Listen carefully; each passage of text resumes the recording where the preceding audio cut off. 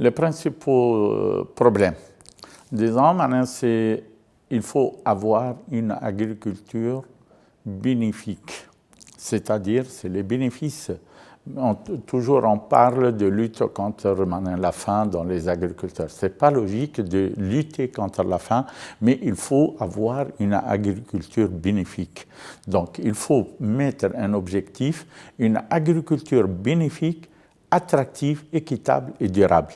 Donc si on met cet objectif, c'est-à-dire l'objectif pour avoir une agriculture bénéfique, il faut avoir une vulgarisation pour donner le package technique pour les agriculteurs. Il faut aussi les accompagner pour avoir les prix équitables aussi dans les marchés et vont avoir l'accès au marché pour avoir de bons prix avec un bénéfice équitable.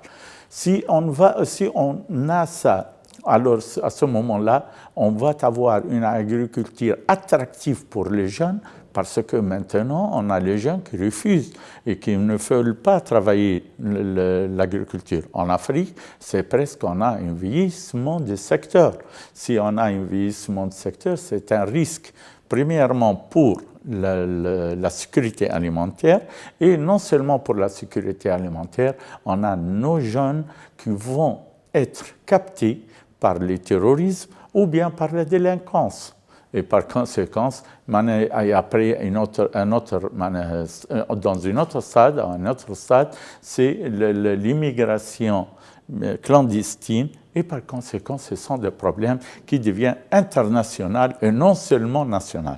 Il faut accompagner les agriculteurs pour avoir une agriculture bénéfique. Toujours, j'ai dit ça, mais par quels moyens? Bien sûr, il faut renforcer la capacité des organisations professionnelles, les organisations paysannes, parce que ceux qui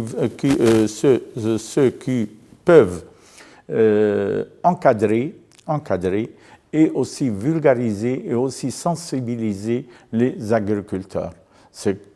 Pour avoir une vulgarisation, il faut agriculteurs, et pour accompagner aussi les jeunes et les agriculteurs familiaux, il faut renforcer la capacité des organisations professionnelles ou bien organisations paysannes nationales.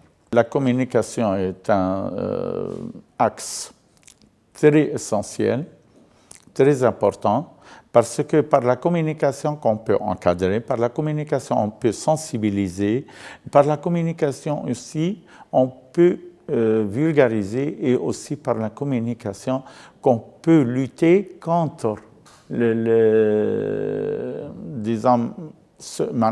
intermédiaires dans le marché, et pour avoir de bons prix et le bon accès pour les agriculteurs. Non seulement ça, aussi avec la communication qu'on peut s'adapter au changement climatique aussi, parce qu'il faut sensibiliser, il faut motiver les agriculteurs pour s'adapter